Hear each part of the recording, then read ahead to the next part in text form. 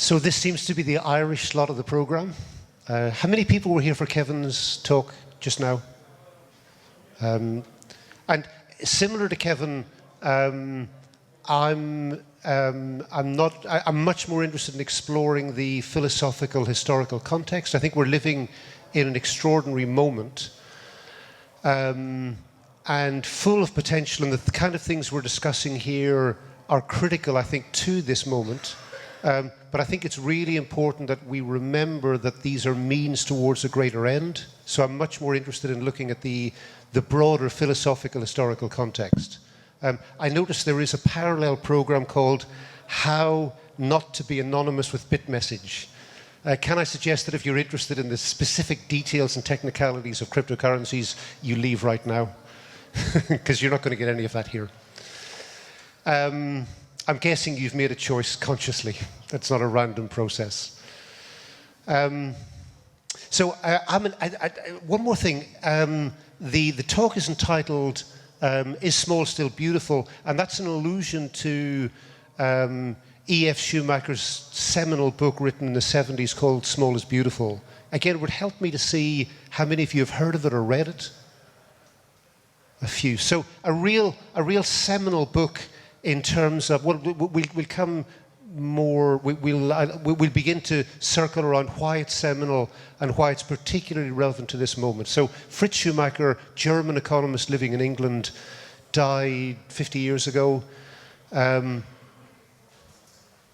But he asks questions and presents, one of these thinkers who is so far ahead of his time that the ideas that he's working with circle back with more resonance second time around, third time around. What's really interesting is that he was profoundly techno-skeptical. And so my question of asking, I'm kind of trying to channel Fritz and think, what would Fritz have thought of this information technology revolution? And that question leads me to a real excitement as an educator. So I'm an educator in the field of economics, ecological economics, and there's nothing more exciting for an educator than finding students synthesizing things that appear to be completely incompatible.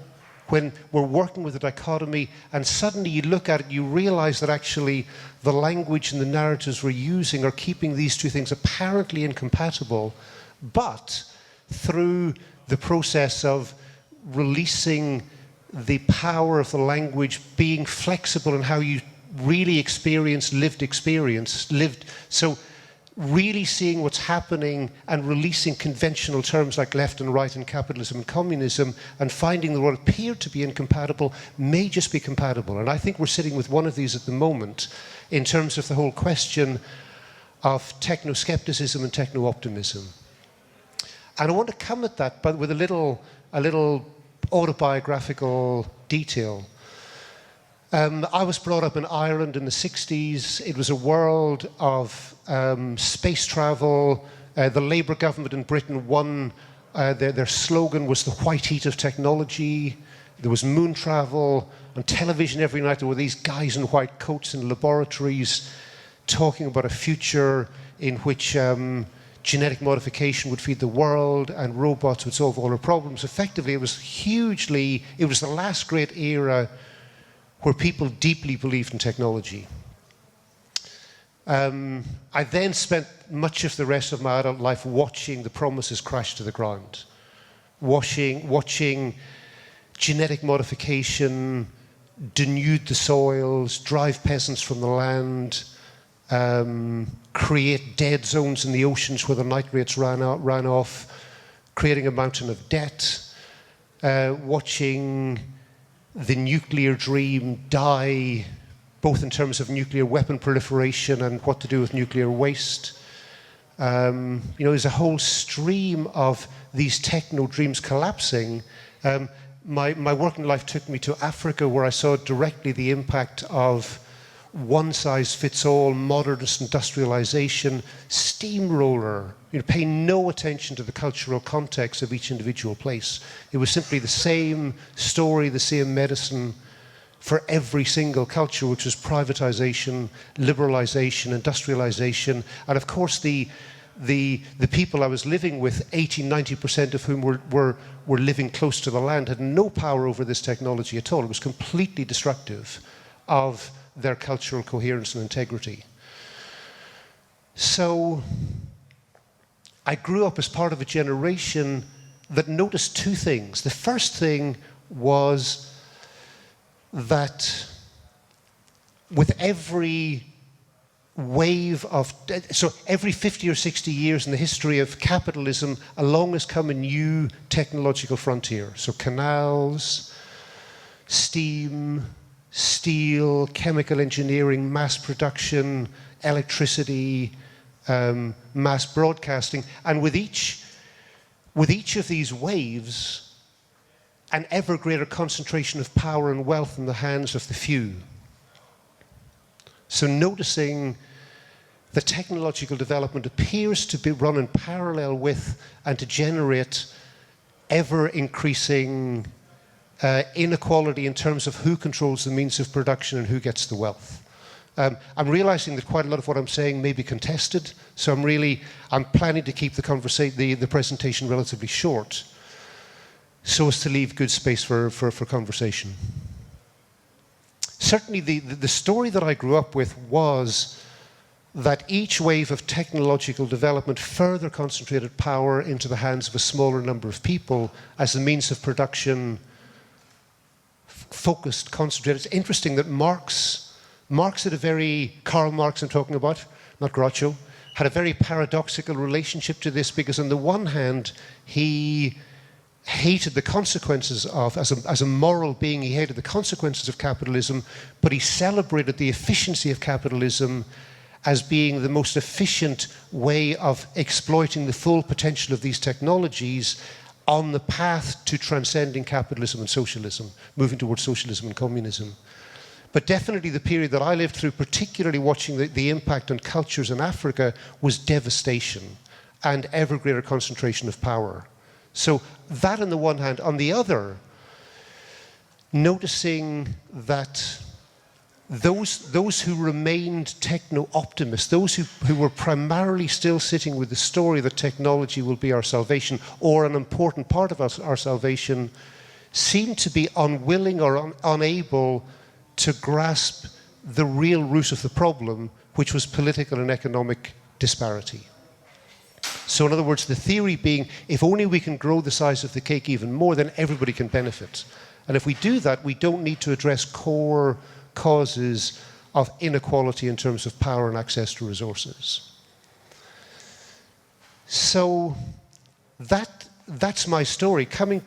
I've been involved heavily in community economic development, in transition towns initiatives, in ecovillages. I used to be the president of the Global Ecovillage Network. These are all organizations and initiatives which are instinctively hostile to the technological frontier, which see it as being part of the problem, and very much more focused on social innovation, on community development.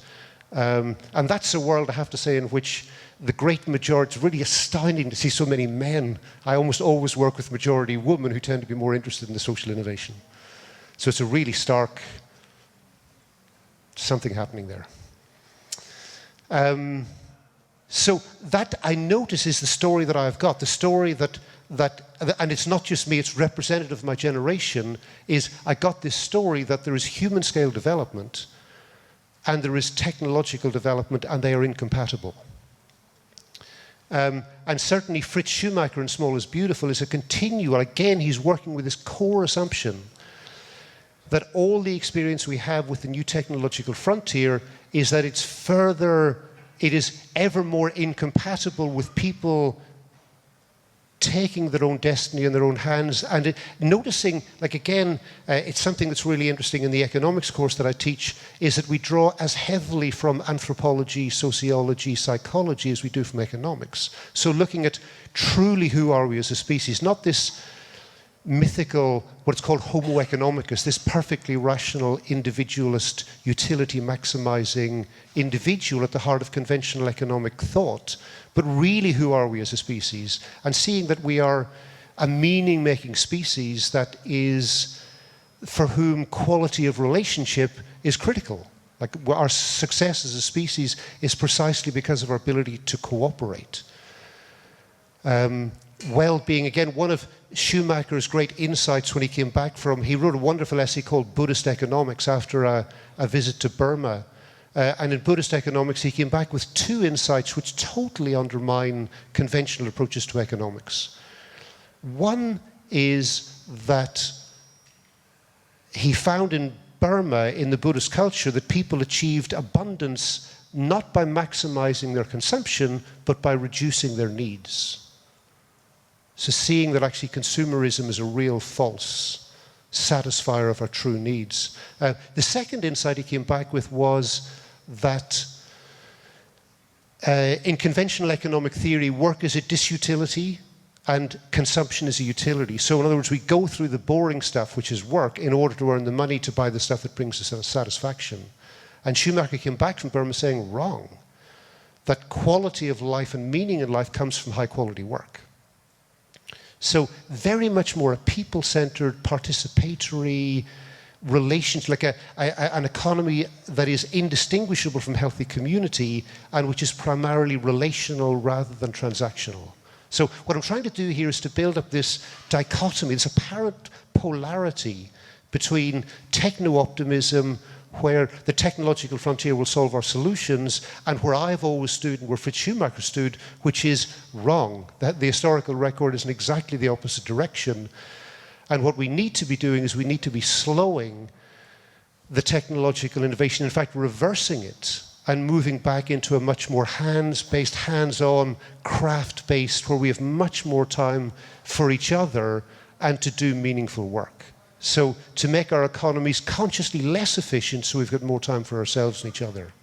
So that's the conventional dichotomy, technology optimists, technology skeptics. And I've been clearly here. And now I'm not so sure that it's even a dichotomy. Let's get a roving mic.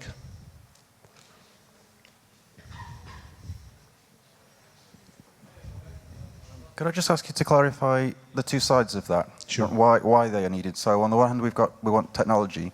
On the one hand, we want better social relationships. But what are the requirements for? What are the sort of goals that each of those sides is trying to achieve? Sure. So it seems to me that that conventional economic theory has assumed, again, because the assumption is that consumption is utility. So they don't use the word well-being, but our well-being is associated with the consumption of consumer products. And therefore, if we can introduce technology that will enable us to produce more goods at lower cost, it's a good thing. And so that's up here. At this end, it's an explicit focus on well-being, saying that actually this story that we are fulfilled through our consumption activities is simply wrong. And that if you look at the anthropological, the sociological, the psychological record, you'll see that relationships, slowing down, having time for ourselves and each other is much more significant. And the technology is taking us in exactly the wrong direction, the technological development to date. Is that clear? You're still not sure?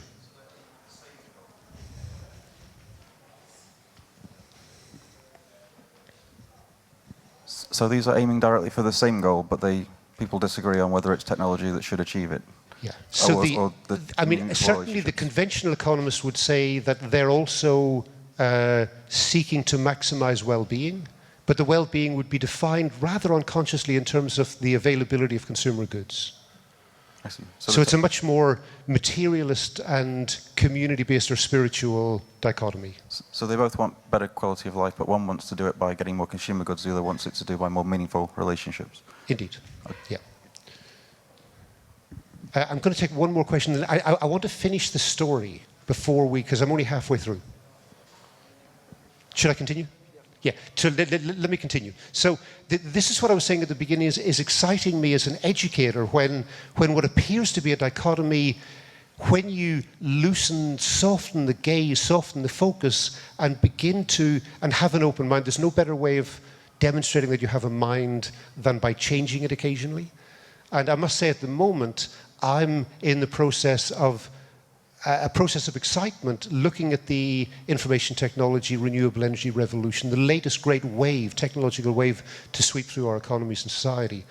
And the excitement is that whereas every previous technological wave has concentrated power into the hands of corporations and governments, this one has demonstrated at least the potential of moving in exactly the opposite direction, of favoring the distributed and the networked over the centralized.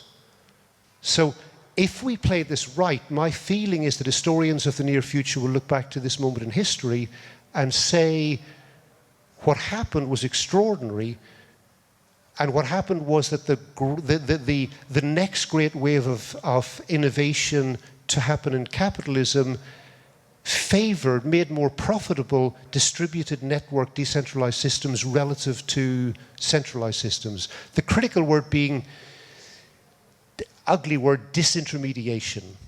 So for the 20th century, our transactions in all fields were mediated by these giant centralized bureaucracies and organizations.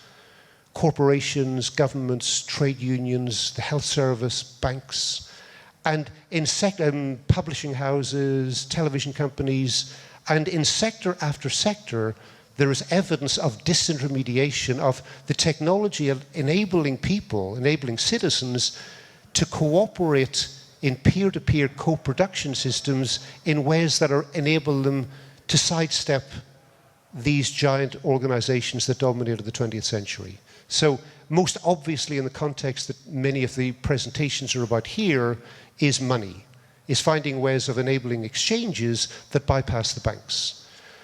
In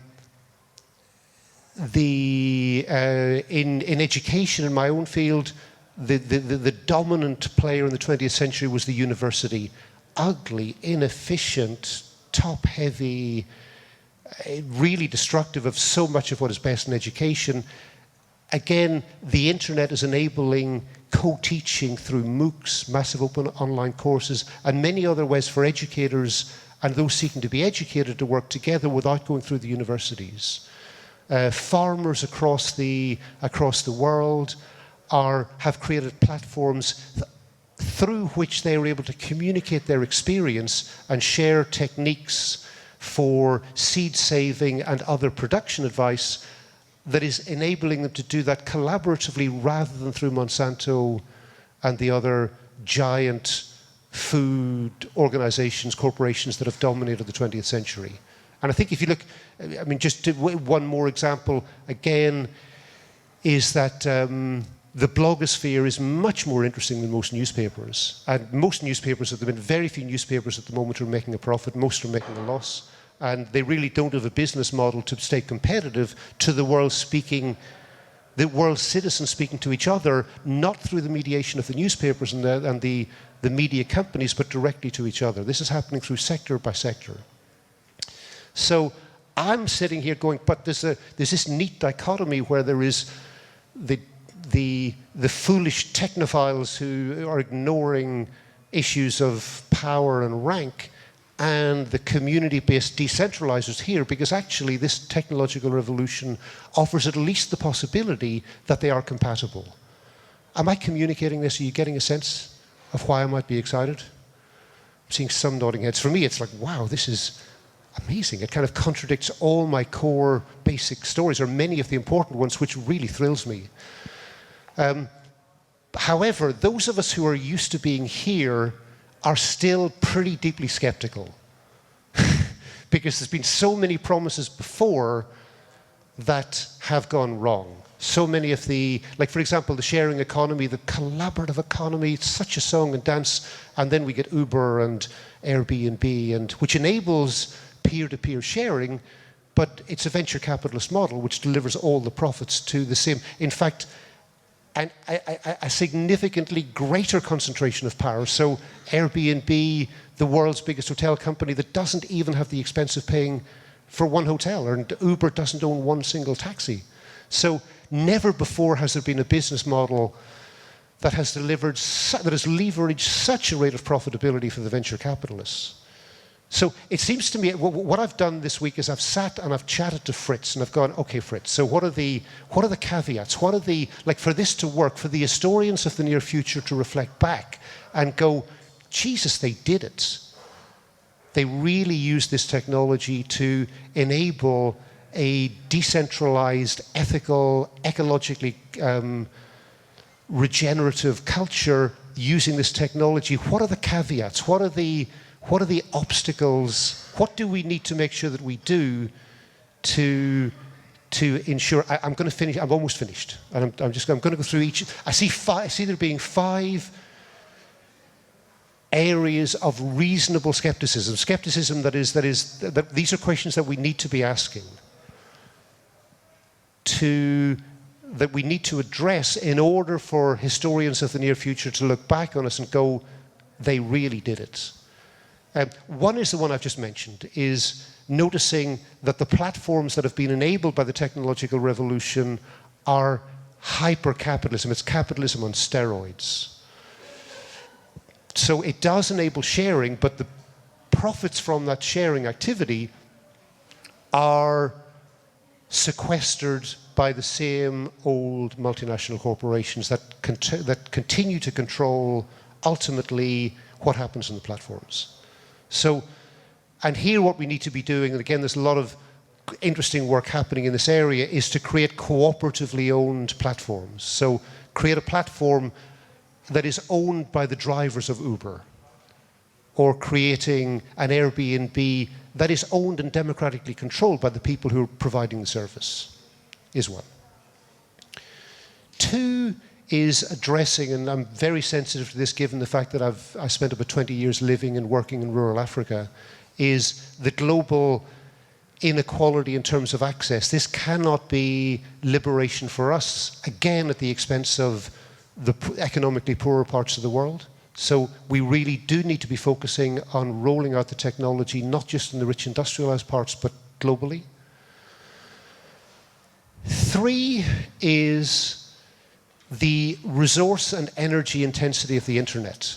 It gives the impression of being like we don't see that every time we click and we Google and search, but the infrastructure and the operating, the energetic and the material costs of establishing and maintaining and working the infrastructure that enables this meshwork of communication to happen is very heavy, and we need to find ways of reducing the footprint. 4 is the use at the minute by the state and by corporations as a surveillance tool. So there's a real, I mean, it's not a real danger, it's an actuality that the world's police forces, militaries, corporations, governments are using the technology in ways that do not favor a decentralized, fair, equitable society. So we cannot assume that the technology on its own is going to do it. We must remain aware. We must remain aware of the political power issues involved and be active campaigning citizens. And finally, and I think this may be the most important, is this, and it's something that we really focus on. Schumacher College, where I teach in England, is we call ourselves an ecological college. And really, one of the most important things we're trying to address is what we call nature deficit disorder. So the tendency of the technology to suck us in our urbanized lives, and to that we need to be in love with each other and with the earth.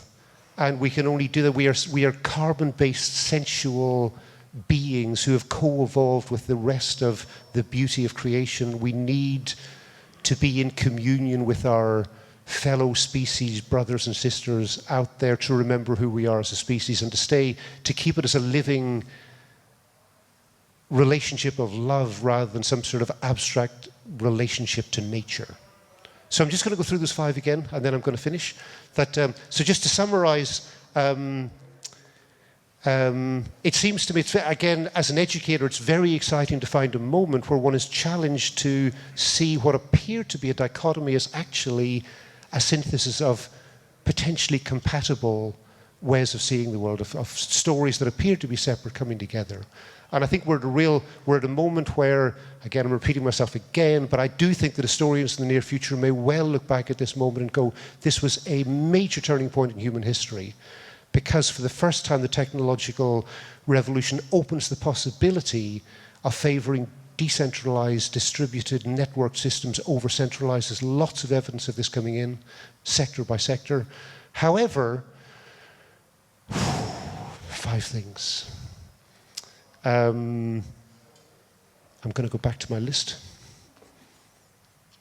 Yep, the current dominance by conventional capitalism and steroids corporations of the platforms that we currently have, and the need to create ones that are democratically, cooperatively owned and managed. The need to spread the web globally and not just restrict it to the economically richer parts of the world. To be politically vigilant in the face of the surveillance state using the same technology towards different ends.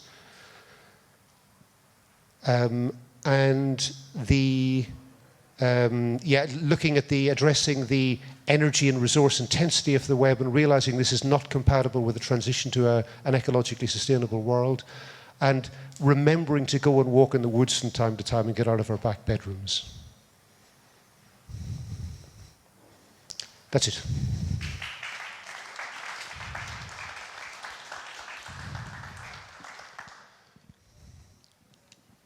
It's time for the question, so here comes the first one. Thank you. Hi, my name is Dali. First, I want to acknowledge that I am kind of in both camps, the ecovillages and the hackers as well, and as well as other fringe communities. And I really never thought of it as dichotomy. To me, it seems profoundly compatible, all these things that are happening around. And I'd say, like, is there any real problem with technology or with the kind of social innovations that are happening in the eco-villages? Both camps have a lot of their own problems. But for me, it's much more about that all these things are just symptoms of some kind of progression in a mindset that is happening. People being more and more able to comprehend reality in a richer context, to think more complex, and sometimes they drive it more through technological exploration, sometimes more through their kind of social rituals, whatever is happening in the villages.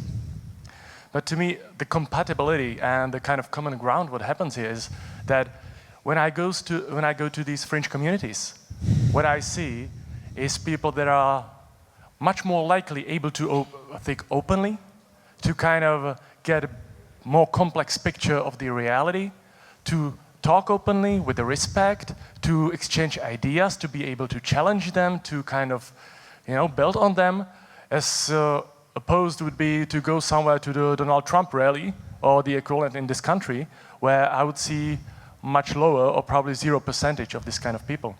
So I think these camps are just 2 different sides of some people need a bit more technology right now, some need a bit more of eco-villages, but it's fundamentally going into some kind of progression in the openness, the mindset.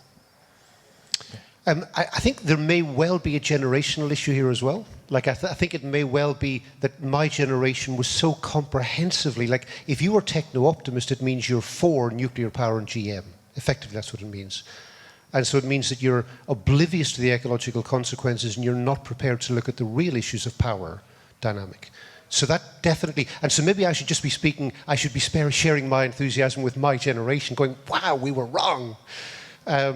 But I suspect not entirely, because I think that it is true that, that definitely the kind of fringe communities that you're talking about do tend to be much more flexible, like distinguishing between the labels we put on things and the things themselves, much more questioning, much more healthily skeptical. But I think it remains objectively true that the last great wave of technological innovation before the current one was the mass production revolution. And that one was a revolution that flattened and alienated humans from their true nature more than any other. And so in the context of the mass production revolution, to grow up feeling technology is by definition driving us in the wrong direction was not an unreasonable story. But definitely at the moment, and I think aided by the nature of the current revolution, there is at least a possibility. Although the capacity of venture capitalism to transmute and to incorporate and co-opt is astonishing. which is why the 5 caveats are there. Let's not assume that the technology will look after this revolution all by itself. But let's remember that all the projects we're working on are the means towards a greater end. The object is not technological evolution.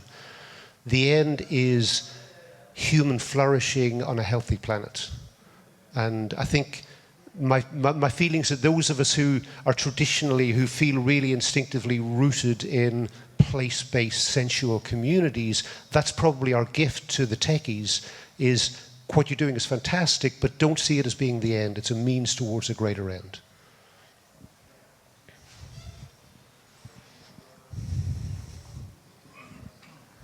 I have 2 questions. One question is, can you repeat again what the role of the governments or of the states will be in your vision? And did you look into polycentric law? This is question number 1. Did I look at what? Polycentric law. Yeah. I think it's even more decentralization of everything. I don't know it too much, Sure, but I got it. yeah. So let me come back to that, and then you can hold the microphone. Conventionally, what has happened, like a big part of the reason for the alienation of people from the political process is because the political process has been pretty much captured by corporations. So generally, the state, both at national and at local level, tends to be explicitly or implicitly in partnership with capital. So if you're doing training as a local economic development officer, the training you will get, and it will be, what incentives can I offer to Microsoft to get them to locate in my place? I see very little significantly interesting innovation at the policy level happening at the national level, but at the city level, I see lots. And in Europe, particularly Barcelona and Bologna in Italy, are really pioneering conscious partnership with citizens, with civil society, and really inviting a long-term engaged resource relations with citizens to, and this really is the urban commons movement. Maybe I can just build on that to say that in terms of what, in terms of, other than addressing these 5 weaknesses or 5 caveats to my techno-optimism, like in terms of one broad thrust of what we should be doing strategically, it's building partnership between digital commoners and place-based commoners. So around the world, it's estimated that around 40% of the world's population, their livelihoods are still, at least to some degree, dependent on access to their commons, to the fisheries, the resources that traditionally have been managed by the commons, but that increasingly are under assault, because this is where the remaining oil, rare earth metals, minerals are. And the alliances that are happening between green environmental groups and indigenous peoples around the world at the moment, really exciting in terms of how can we help each other protect the remaining wilderness lands on the earth. And I think that a lot of the indigenous people and the others who are part of what I'm loosely calling the global commons movement, trying to retain control of the land, the resources that they live on and with, that they retain much of the natural love of the earth and the values base, the heart. Like, I think the head is here, and this is dichotomizing again, but the big heart, and remembering that what we're doing is in service to a greater thing, is more found in the global south than the global north. We have more of the cleverness and the technological power, and so there is a natural marriage there waiting to happen where we can learn from each other. There's a couple of... So, yeah, sorry, I have a second question, if it's okay. I will try. You said that you talked about capitalism, but I wanted to ask you if we have capitalism in Europe. Say it again. Do we really have capitalism, in your opinion? In Europe or in the Western world, is it capitalism what we have here? I still haven't understood. I'm so sorry. Capitalism? Capitalism, yeah. Yeah. You talked about it in your speech, but I was wondering if it is in fact capitalism that we have as economic system. If our economic system is capitalism. I mean, capitalism is a lazy word because there's so many. Scandinavian capitalism is different from Chinese capitalism, it is different from British capitalism. I mean, so there's so many different types. And if you really look at the value in our society, so much of that value comes not from capitalist modes of production, but from sharing economy modes, from government spending, so the capitalism is only part of our economy, and they're different capitalisms. So again, we need to be suspicious, like as we're truly understanding what's happening, let's not assume that because we're using one word that it's describing the same phenomenon everywhere. Thank you. And sorry for my lack of understanding. There were... Well, you said we need to be suspicious. Well, I am suspicious. What do you mean by capitalism? What do I mean by capitalism? Yeah, I mean, my definition of capitalism leads me to be excited about what's happening at the moment, because my definition would be that the means of production are held by those who own the capital. That capital employs labor rather than labor employing capital. How much money do you need to have in order for it to be considered capital? Well, certainly with each wave of industrial development, you've needed more and more until the current wave. And the current wave, like if you really think about the open source, like if what has happened with Wikipedia and software and publishing and education really moves into the sphere of production, the means of production becomes a laptop and access to a 3D printer. And so by that definition, there's a growing number of publications that somewhere in the title have the words, the demise of capitalism. Jeremy Rifkin's The Zero Marginal Cost Society, Paul Mason's Post-Capitalism. There's many books that are looking at the inherent implications of this technological revolution. And for example, they're seeing that as information moves central to the economy, that information is what economists call non-rival. Now, non-rival means I can have it and you can have it too. So we're not in competition. In fact, within networks, the more people that share it, the better. So Facebook's value is enhanced the more people who share it. But Facebook is owned by quite a rich guy, isn't it? Say it again. I mean, you said that capitalism means that rich guy produce wealth. Well, it's not individuals. It's not. You can't associate this with individuals, but it is that the means of production are controlled by those who have the money assets.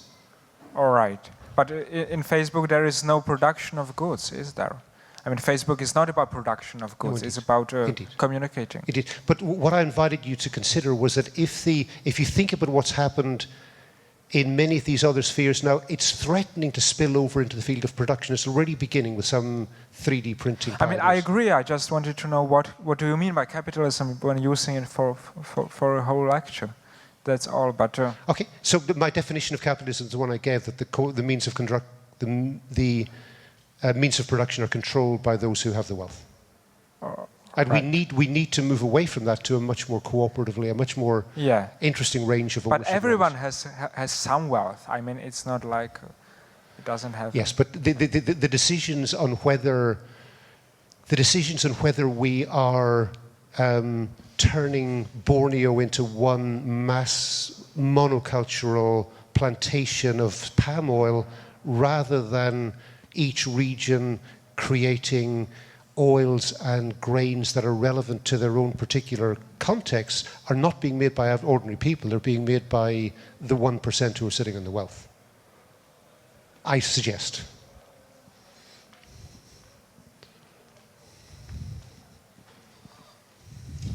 Hi. Actually, I'm African and European, and you mentioned actually earlier about Africa.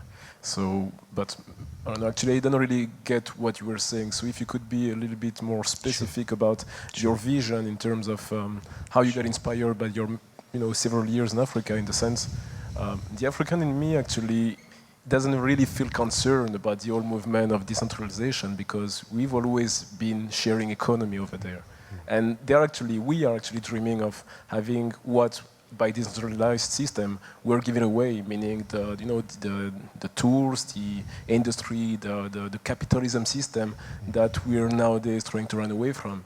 Because, well, politics, economics Actually, even though, you know, I'm not going to go back to the history, but we're still paying the price of what happened like 60 years ago. So that's what the African in me feels like. I mean, you guys are talking about all these technical things where even the basics I still don't have access to. But the European in me, though, is really excited about the technology. Because technology is really, I mean, it's thrilling to be digging the code, playing with all these figures, and also eventually even becoming rich through Bitcoin. So there is kind of, you know, schizophrenia, and I'd like to. Where are you from? Central African Republic and Rwanda. Rwanda. And Central African Republic. So like one of the least developed countries in the world, another one that had actually the genocide that everyone knows. Yeah. So my story makes that I'm more interested about the technology than, I mean, the philosophy, of course, because we're living in a time where the government, I mean, they just pulled pulled the string way too much. So even I cannot understand or, I mean, cannot actually agree with what's going on. But because we reach like a point of no return. But the African in me is still way back. I mean, just cannot relate to that disease. And that's why probably when you see, you mentioned the fact that we're all men, that's definitely a fact, because there is definitely a lot more to do in terms of gender equality, even in that debate. And in terms of diversity, there is no diversity at all, because most people from developed countries, except if they're from India, because they have the technology and all stuff, they just cannot relate to what's going on in Western European countries. And people could definitely go toward your direction if maybe people will also be ready to give away all the privileges that we take as granted. Our smartphones that are made with, with products that are actually digged in mines in African country, or the fact that we all have a Facebook account, or using Apple product, or wearing Nike product and whatever. So it's nice to be part of this whole community, but then I'm not sure people are ready to give away all these, these things that makes our life easier. Okay.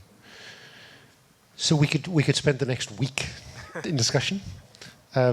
Just to say that my understanding, my reading of what happened was just a short bit of history. In the 1970s, there were two Arab-Israeli wars, 73 and 78. Both times the West sided with Israel. Saudi Arabia created the Organization of Petroleum Exporting Countries. They tightened their fist around the noose of oil supplies. So anybody else remember the 3-day week in Britain? Now, we've down to a 3-day week. There was simply the lights went off. There was no power. President Carter put solar panels on the roof of the White House. It was real emergency. And this put a lot of money into Swiss banks, what were called euro dollars, because the Saudi Arabians, I'm wondering if I need to go into this level of detail, but let me just, since I've started down the road.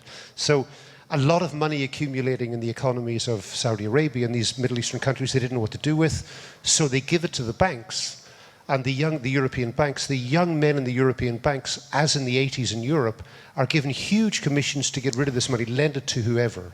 And they lent it to Bokassa, these bloodthirsty dictators who at least were our dictators in the Cold War context. They lent it to Marcos, they lent it to Latin American dictators up and down the continent. And then these countries became hugely indebted. So across Africa, across Latin America, massively indebted. Interest rates go up, the dictators are displaced, and the people are landed with these huge debts they can never possibly repay. And then the World Bank and the IMF come in and go, you want to borrow money? Sure, we'll lend you money. But in order to do it, you've got to completely liberalize your economies, open it up to Western influence. You've got to abolish. So we will retain our agricultural subsidies. Thank you. 40% of the European Union budget devoted to agricultural subsidies. So we dump products in African markets below producer prices. But you have got to liberalize your economies completely in order to get access to finance. And so these countries in Africa and Latin America had no choice but to, and it was a one-size-fits-all. It was the same if you were in Nicaragua, if you were in Costa Rica, if you were in Philippines, if you were in Congo, if you were in Rwanda, same policy. Liberalize, privatize, devalue the currency, open it up to international competition. Western businesses flood the economy. Local people can't possibly compete. and they are moved from to having some measure of democratic control over their own, basing their economy on their own cultural coherence, to being completely absorbed overnight into the Western globalized economy and turned into wage slaves from having had a measure of democratic control over their own economies. So in other words, the history of Latin America and particularly Africa was simply taken over on using debt as the weapon. So, and it broke my heart. I lived in a dozen different African countries, longest in Ghana, and just watching nominally democratic governments, but there was nothing they could do because the World Bank and the IMF controlled the Ministry of Finance. So, and we could talk much more about it, but disaster.